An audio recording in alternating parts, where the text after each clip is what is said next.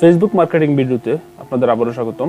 এই ভিডিওতে আমি আপনাদের সাথে আলোচনা করব ফেসবুক পেজ এসইও নিয়ে, অর্থাৎ সার্চ ইঞ্জিন অপটিমাইজেশন। তো অনেকেই কমপ্লেন করেছেন যে ভাইয়া আমার পেজে রিসেন্টলি আমি পেজ ক্রিয়েট করেছি এবং পেজে সার্চ লিস্টে আসতেছে না। এই সার্চ লিস্টে না আসার কারণ কিন্তু একটাই, তা হচ্ছে আপনার পেজটা কিন্তু এসইও করে না। আপনার পেজটা যদি এসইও করে থাকতো তাহলে কিন্তু আপনার পেজটা কিন্তু অবশ্যই সার্চ র্যাঙ্কিংয়ের চলে আসতো।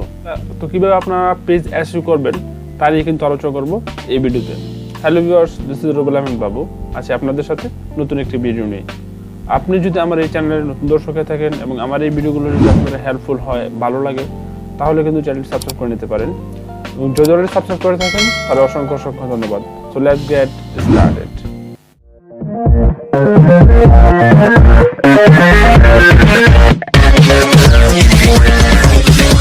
যে কোনো এসইওর ক্ষেত্রে, ওয়েবসাইট এসইও হোক অথবা ফেসবুক এসইও হোক, ফেসবুক পেজ এসইও হোক, মেইন ব্যাপারটা হচ্ছে কিওয়ার্ড। আপনি কিওয়ার্ডটা দেখতে হবে যে কিওয়ার্ডের এমএসবি অর্থাৎ মোস্ট সার্চ ভ্যালু কত। যদি আপনার কিওয়ার্ডের এমএসবি রেট হাই থাকে তাহলে কিন্তু ওই কিওয়ার্ড নিয়ে কাজ করে কিন্তু অনেক কঠিন ব্যাপার এবং কষ্টসাধ্য। আর যদি আপনার কিওয়ার্ডের এমএসবি লো হয় তাহলে কিন্তু আপনি ওই কিওয়ার্ড নিয়ে কিন্তু খুব দ্রুত কিন্তু এগিয়ে যেতে পারবেন। তো আপনারা কীভাবে কিওয়ার্ড রিসার্চ করবেন তা নিয়ে আমি পর্যায়ক্রমে আপনাদের সাথে আলোচনা করব।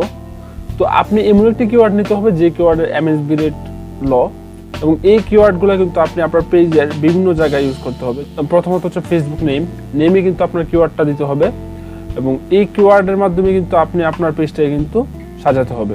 প্রথমত আমরা যদি ফেসবুক পেজ ইনফোতে চলে যাই,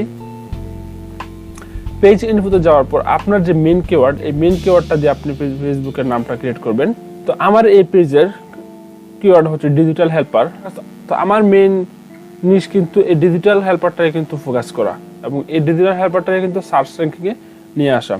তো তারপর এই ডিজিটাল হেল্পার অনুযায়ী আমি এখানে ইউজার নেমটা কিন্তু ডিজিটাল হেল্পার অনুযায়ী দিব। ওকে, তো ইউজার নেমটা সচরাচর আপনি একদম সিম্পলি পাবেন না, যে ডিজিটাল হেল্পার লিখলে কিন্তু আসবে না। তার জন্য কিন্তু আপনার একটি ইউনিক একটি কোড ব্যবহার করতে হবে। যেমন আমি এখানে দিচ্ছি 360, অথবা আপনারা অন্য কোনো কিছু ব্যবহার করতে পারেন, কারণ এই ইউজার নেমটা কিন্তু একদম ইউনিক। এই ডিজিটাল হেল্পার 360 নামে কিন্তু আর কোনো ইউজার নেম নেই ফেসবুকের মধ্যে। তো তারপর হচ্ছে ডিসক্রিপশন। এই ডিসক্রিপশনে আপনার কিওয়ার্ডের আপনার যত প্রোডাক্ট অথবা সার্ভিসটা কিন্তু আপনাকে এই ডিসক্রিপশনে কিন্তু ফুটিয়ে তুলতে হবে। তো আপনি যদি আমার এই ডিসক্রিপশনটা দেখেন, যে আমি এই পেজ থেকে মূলত ডিজিটাল সার্ভিসগুলো দিয়ে থাকি, যেমন Facebook marketing, Instagram marketing, WhatsApp marketing, Twitter marketing, SEO, তারপর হচ্ছে ইমেল মার্কেটিং, এই ধরনের সার্ভিস কিন্তু আমি এই পেজ থেকে দিয়ে থাকি। তো তার জন্য কিন্তু আমি এখানে এই ডিসক্রিপশনে কিন্তু আমি এগুলো কিন্তু ফুটিয়ে তুলেছি।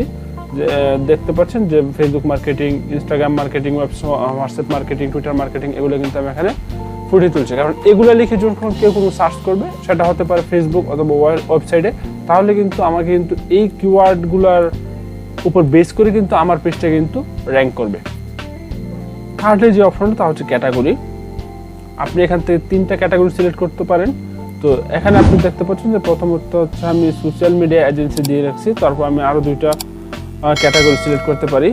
এই ক্যাটাগরিটা কিন্তু খুব ইম্পর্টেন্ট, কারণ এই ক্যাটাগরির মাধ্যমে কিন্তু আপনার পেজটাকে সার্চ র্যাঙ্কিংয়ে নিয়ে আসে। তো আমি যদি এখানে মার্কেটিং লিখে সার্চ করি, মার্কেটিং, তাহলে দেখতে পাচ্ছেন অনেকগুলো অপশন সাজেস্ট করছে, যেমন marketing agency, advertise marketing, internet marketing service.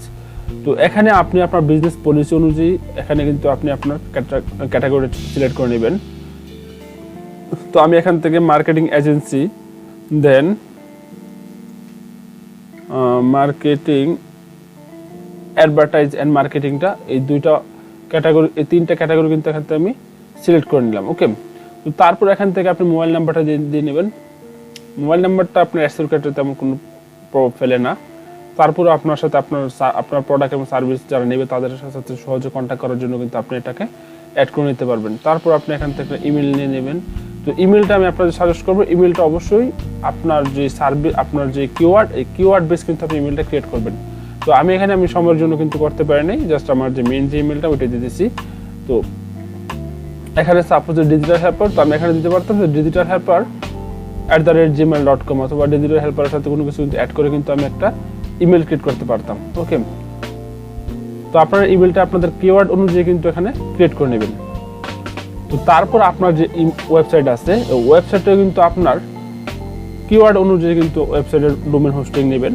Suppose আমি নিতে পারতাম digitalhelper.com, digitalhelper.net, এই ধরনের ডোমেন হোস্টিং কিন্তু নিতে পারতাম। তো তার জন্য কি হবে, যখন ওয়েবসাইটে আমাকে কেউ সার্চ করবে তখন কিন্তু আমার এই পেজটা কিন্তু সার্চে চলে আসার সম্ভাবনা থাকবে।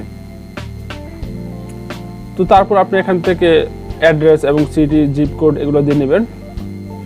তো তারপর এখানে দেখুন যে ইমপ্রেশন যে অপশনটা, এটা হচ্ছে বাংলাদেশের জন্য না, এটা হচ্ছে আপনার সুইজারল্যান্ড, অস্ট্রেলিয়া, আমেরিকা ও ওয়েস্টার্ন দেশগুলোর জন্য। তারপর এখানেও কিন্তু আপনি আপনার এখানে আমি ডিসক্রিপশনে যা দিয়েছিলাম, এখানে কিন্তু আপনি ডিসক্রিপশনে ডিটেলস একটা অপশন কিন্তু দিতে পারেন।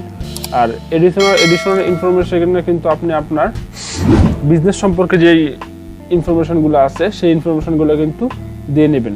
মেনলি আপনাকে লক্ষ্য রাখতে হবে, আপনার টার্গেট হচ্ছে আপনি যে আপনার কিওয়ার্ড, মেন কিওয়ার্ড, ওইটাই কিন্তু আপনার ফোকাস করতে হবে। বারবার কিন্তু ওই কিওয়ার্ড রিলেটেড কথাবার্তা কিন্তু আপনাকে এই এডিশনাল ইনফরমেশন লিখতে হবে।